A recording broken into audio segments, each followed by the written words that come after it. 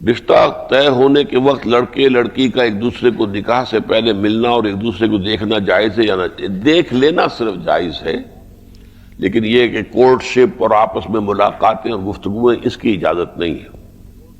Court marriage کا کیا تصور ہے؟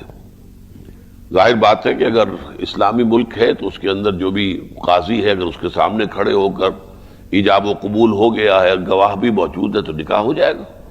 عادل عمر صاحب، ابھی آپ نے جو شیعہ حضرات کے حوالے سے متع کے بارے میں ذکر کیا تھا جسے کہ بعد میں حرام قرار دے دیا گیا، مہربانی فرما کر اسے ذرا واضح کر دیجئے۔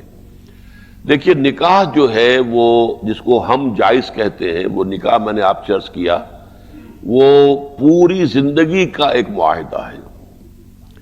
اس کے اندر یہ نہیں ہے کہ لمیٹڈ ٹائم کے لیے آپ نکاح کر رہے ہو، لیکن متع وہ ہے وہ عارضی وقت کے لیے، اتنے وقت کے لیے، سال کے لیے، 2 سال کے لیے۔ اب اس کے لیے دلائل کو دیتے ہیں۔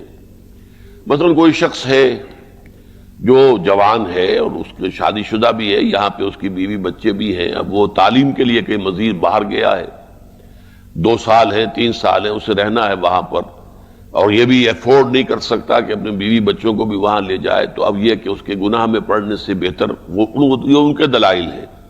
لیکن سوال یہ کہ شریعت کے اندر عقلی دلیل جو ہے وہ فیصلہ کن نہیں ہوتی، فیصلہ کن ہوتی ہے نقلی دلیل۔ جو چیز شریعت میں جائز ہے وہ جائز ہے، جو ناجائز ہے ناجائز ہے۔ تو یہ جو نکاح موقت تھا، اگر لفظ متع استعمال نہ کیا جائے تو اس کو کہتے ہیں نکاح موقت، یعنی ایک خاص وقت کے لیے، 2 سال، 3 سال، 6 مہینے، تھوڑا وقت بھی ہو سکتا ہے، اس کے لیے متع کر لینا۔ لیکن اس سے پھر لوگوں نے آگے نکال کر یہ جو کچھ ہیرا منڈی میں ہوتا ہے اسے بھی متع قرار دے دیا ہے کہ یہ بھی متع ہے، چلیے ایک رات کے لیے متع کیا ہے، تو یہ اس سے جو ہے یہ سارا کا سارا جواز پیدا کر لینا، یہ یقیناً وہ یہ اہل تشیع کے نزدیک بھی غلط ہے۔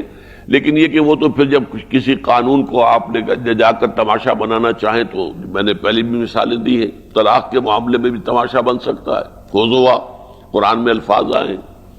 تو یہ متع جو ہے یہ ان کے نزدیک ایک نکاح ہے معین وقت کے لیے۔